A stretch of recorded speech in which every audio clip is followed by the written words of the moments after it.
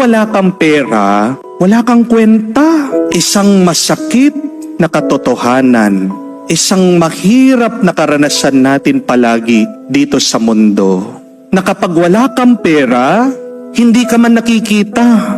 Kapag wala kang pera, binabaliwala ka. Subukan nyo man po, sabihin nyo sa pamilya nyo, wala kang pera. Di ba? Kaiinisan ka. Di ba? Pagdadabugan ka. Di ba? Unti-unti, lalayo sila sa iyo. Pero katotohanan, na pag wala tayong pera, iniiwasan tayo ng mismong pamilya at kamag-anak natin. Makikita mo kung sino talaga yung tunay na nagmamahal sa iyo pag wala kang pera, o sining mananatili, o sining tatanggap sa iyo. Yun yung totoo, tapat at tunay na nagmamahal sa iyo.